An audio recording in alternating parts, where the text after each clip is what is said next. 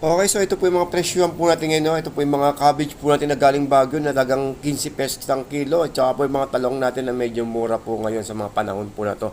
Okay, so shoutout po sa inyo lahat sa mga kababayan po natin dyan. Good evening, good evening, good evening po sa inyo lahat.